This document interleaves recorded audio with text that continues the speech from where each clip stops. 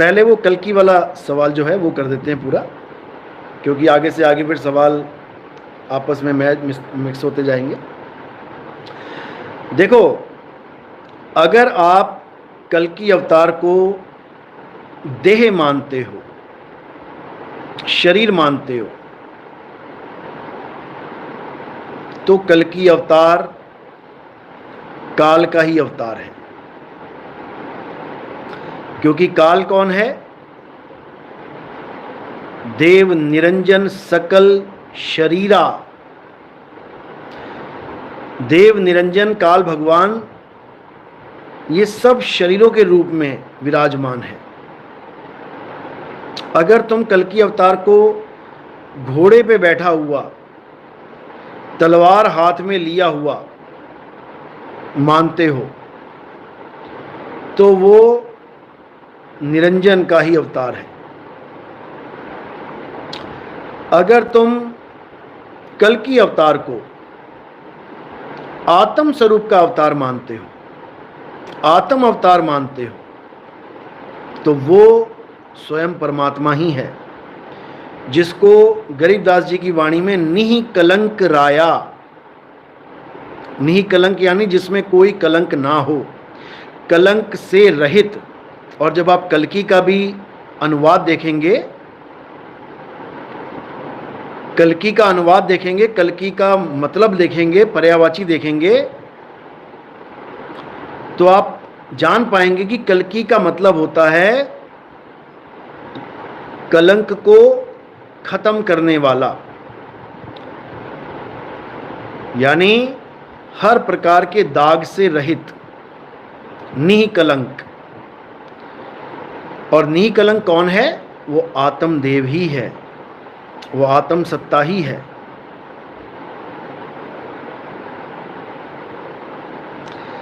तो दोनों रूप आपके सामने आ गए, जैसे आपका काया रूप और आपका आत्म स्वरूप, दोनों चीजें आपके साथ हैं। काया रूप भी है और आपका आत्म स्वरूप भी है। अब काया को सत्य मानोगे तो यानी झूठ को, माया को सत्य मान रहे हो, और आत्मा को सत्य मानोगे तो आत्मा तो सत्य है ही है। तो इसी प्रकार कल्कि अवतार किसी घोड़े पे बैठे इंसान जिसके हाथ में तलवार है उसको नहीं मानना है, वो तो काया रूप है। सांकेतिक ज्ञान को समझना है। घोड़े कौन है? अकल के घोड़े हैं, अकल के घोड़े, बुद्धि के घोड़े दौड़ाने वाला। और तलवार है विवेक की तलवार, विवेक की तलवार से सत्य असत्य का निर्णय करने वाला, झूठ को काटने वाला, असत्य को काटने वाला, वो है कल्कि। यानी जो चीज कट जाए वो है माया, और जो अकट्ट है, जिसको कोई काट नहीं सकता, वो है कल्कि। समझ लो।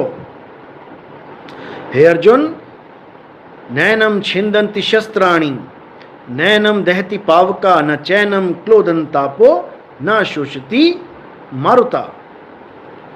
कह रहे हैं कि जिसको कोई काट नहीं सकता, मार नहीं सकता, जला नहीं सकता, वही परम सत्य है, वही सत्ता है, उसी को कल्कि जानो।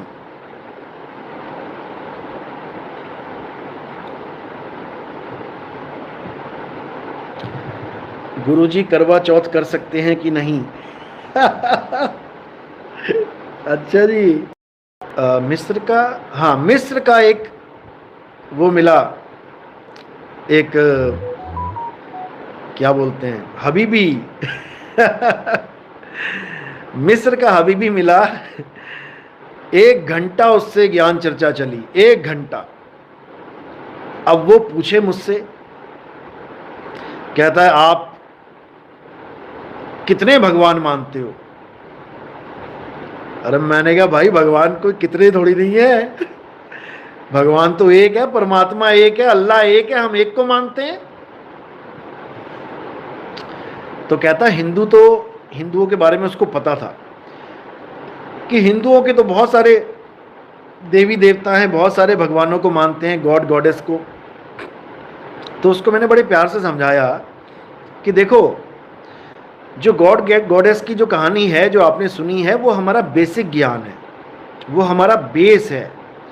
जैसे आप अल्लाह को भी मानते हो और आप मोहम्मद साहब को भी मानते हो, ये आपका बेस है। मोहम्मद साहब को भी आप हर बार याद करते हो, आप आदम अलैहिस्सलाम को भी याद करते हो, आप मूसा अलैहिस्सलाम को भी याद करते हो, आप ईसा की भी बात करते हो।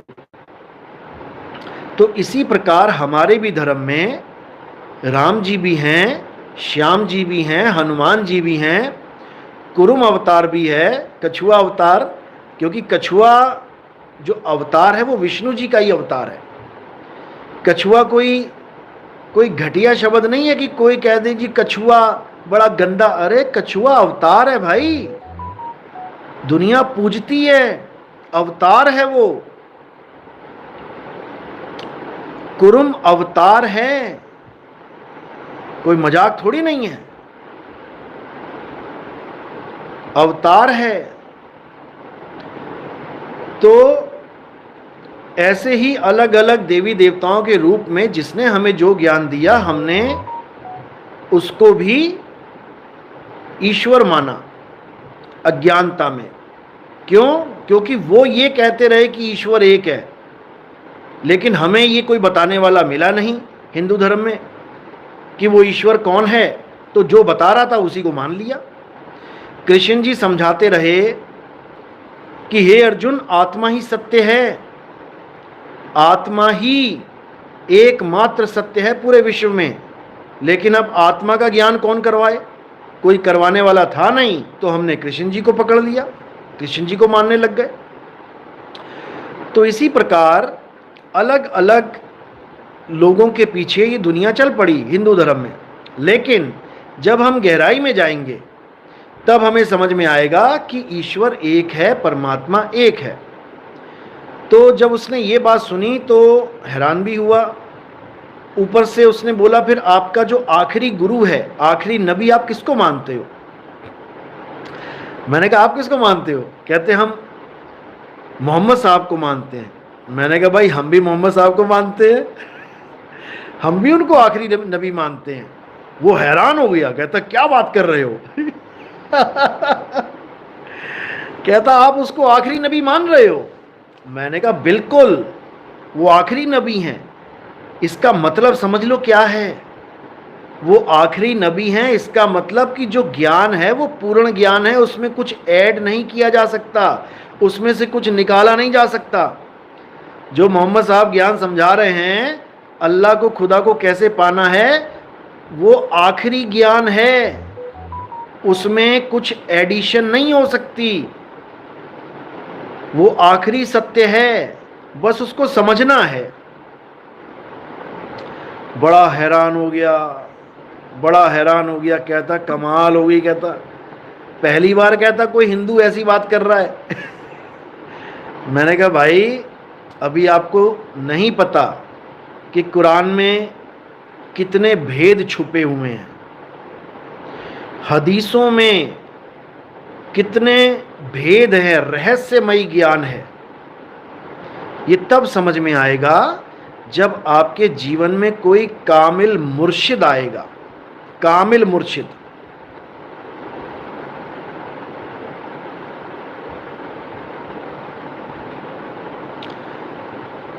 ऋषु इसका जवाब आपको देंगे बहुत जल्दी। ऋषु पूछ रहे हैं, चलो पहले मैं अपनी बात खत्म कर लेता हूँ। ऋषु का सवाल बहुत अच्छा सवाल है, करेंगे इसको। तो वो 1 घंटे तक बात करता रहा। फिर जब हर चीज से सेटिस्फाई हो गया तब उसने बोला कि सबसे ऊंचा धर्म जो है वो हमारा धर्म है, मुस्लिम। मैंने कहा अच्छी बात है। कहता एक समय ऐसा आएगा जो सारी दुनिया मुस्लिम हो जाएगी। मैंने कहा बहुत अच्छी बात है, लेकिन उससे एक सवाल रख दिया मैंने कहा मुझे एक बात बताओ, चलो सारी दुनिया मुस्लिम हो जाएगी, मान लिया सारी दुनिया मुस्लिम हो जाएगी, कहना आसान है, लेकिन मुस्लिम होने के लिए करना क्या पड़ेगा, पहले ये बताओ मुझे। तुम कैसे कह पाओगे कि हां नितिन दास पक्का मुसलमान हो गया है? तराजू क्या है, मीटर क्या है? वो कहता कि जो मुसलमान हो जाएगा वो कलमा पढ़ेगा और वो 5 टाइम की जो नमाज है वो पढ़ेगा। तो मैंने उससे एक सवाल पूछ लिया, मैंने कहा भाई एक बात बताओ, आप कह रहे हो 5 टाइम की जो नमाज पढ़ेगा,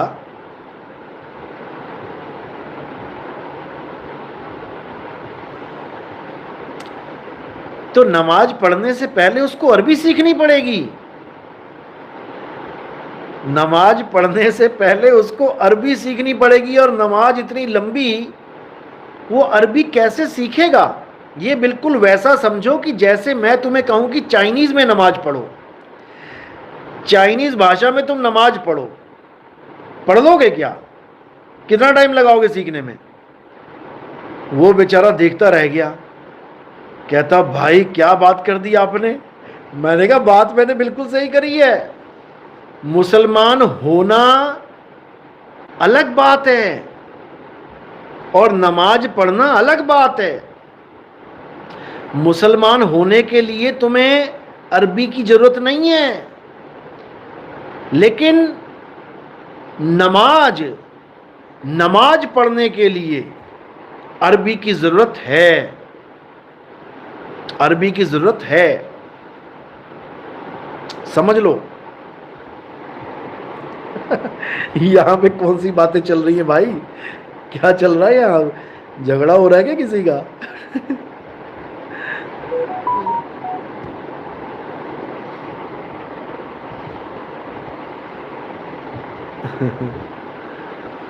झगड़ा मत करो भाई। अभी देते हैं निशु के सवाल का जवाब। रिशु, क्या नाम था? रिशु, निशु।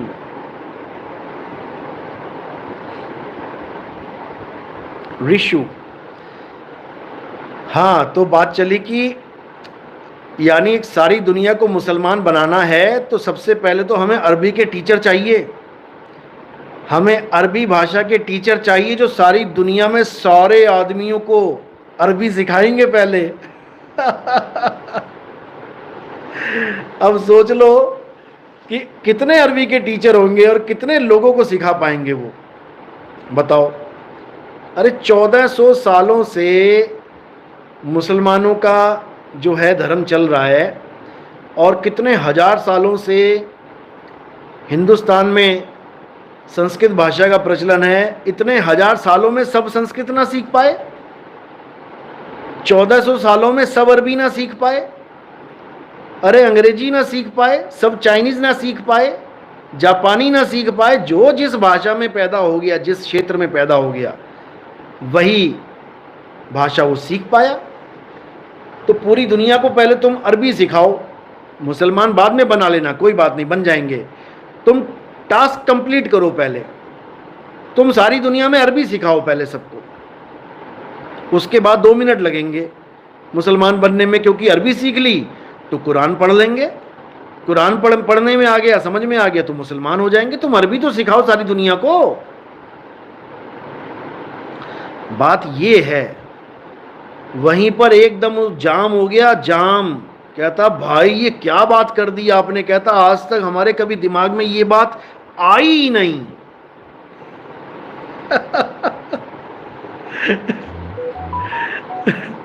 तो बात ये है, बात ये है।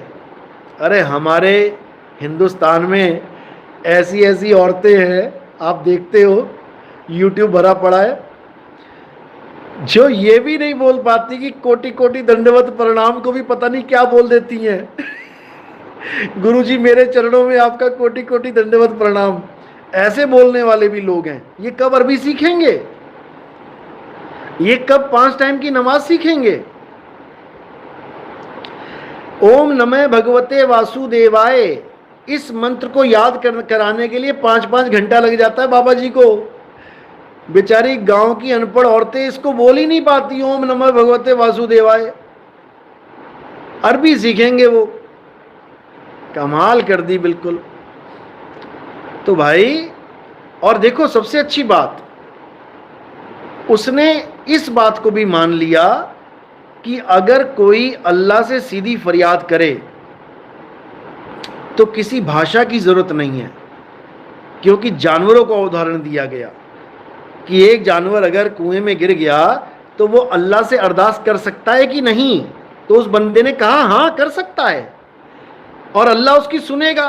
तो मैंने कहा जब अल्लाह बेजुबान की सुन सकता है तो जुबान वाले की जुबान की क्या जरूरत है कि वो जुबान के सहारे ही सुनेगा? अरे जुबान मिल गई है, दुनियावी काम के लिए मिली है, दुनिया में दुनिया के भर के काम है, उसके लिए जुबान मिली है। अल्लाह को याद करने के लिए जब जानवर को जुबान की जरूरत नहीं है, किसी भाषा की जरूरत नहीं है, तो इंसान को जरूरत क्यों पड़ रही है? बात यह है।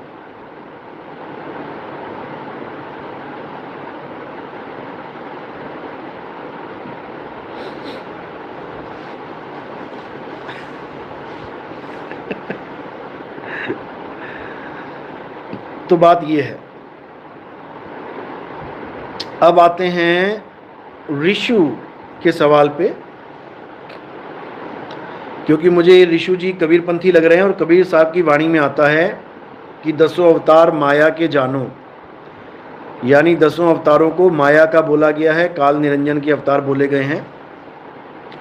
इन्होंने पूछा है क्या कल्कि अवतार काल निरंजन का ही अवतार है या कल्कि अवतार से मुक्ति हो सकती है? बहुत अच्छी तरह समझना, बहुत अच्छा सवाल है। Salim Mohammad, love you too. Satnam. Solanki Mukesh भाई, साहिब बंदगी सतनाम, जय Satnam.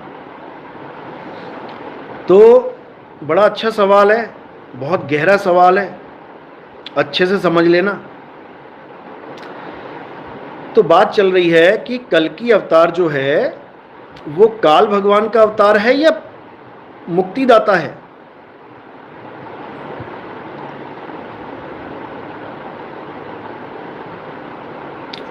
Ayodhyanath, Jesus is Lord. देखो, मतलब कोई कमी नहीं छोड़नी है। जीसस इज लॉर्ड यानी जीसस ही प्रभु है, इनके कहने का ये मतलब है। अब ये क्यों लिखा इन्होंने? क्योंकि जैसा इनको ज्ञान समझाया गया, जैसा गुरु मिला चेला वैसे ही बोलेगा। अब जीसस कह रहे हैं कि I am son of God, मैं परमेश्वर का पुत्र हूं, मेरी माता है मैरी,